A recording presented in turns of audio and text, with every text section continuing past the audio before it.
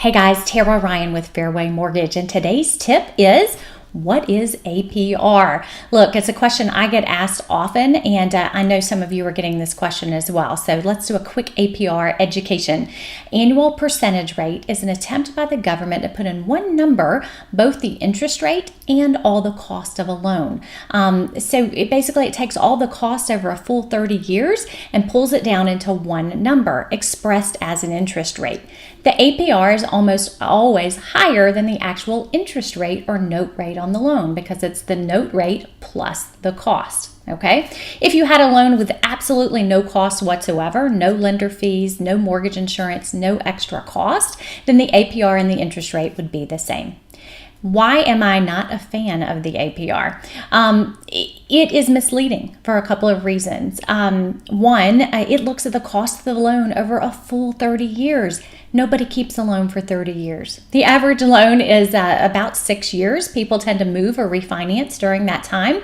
So to look at the cost over 30 years is misleading. It leads the APR to guide people towards loans that have higher points and fees at the beginning in exchange for a lower interest rate, which will pay them back over time. But think about it. If you've got a first-time home buyer who's only going to be in a home for 4 or 5 years, does it really make sense for them to pay an extra $3,000, $4,000, or $5,000 up front to buy down the rate so that they can save $26 a month over time?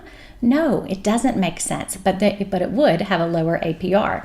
Another thing is an adjustable mortgage. The rate on those loans are only fixed for a certain period of time, maybe 5 years. Who knows what the rate will be in years 6 and beyond? But the APR calculation has to make an assumption. So it assumes that interest rates will stay the same. We know that no one can assume that or know that. And in this environment where we know rates are likely to be higher in the future, we can see that the APR is understated on those adjustable rate mortgages.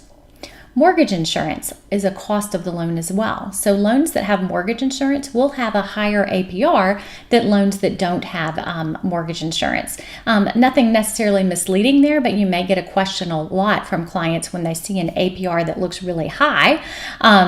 For example, the interest rate 4.875, but once you add mortgage insurance, the APR comes out, to say 5.6. They may see that and have their eyes get really big. So we want to know, hey, that's just the mortgage insurance being factored into that. A lot of information there, guys, but I wanted to have some background on what is APR and how to talk to clients about it. And the short answer is I recommend to compare the interest rate and the lender fees on any quotes that people are comparing and make a great decision from there.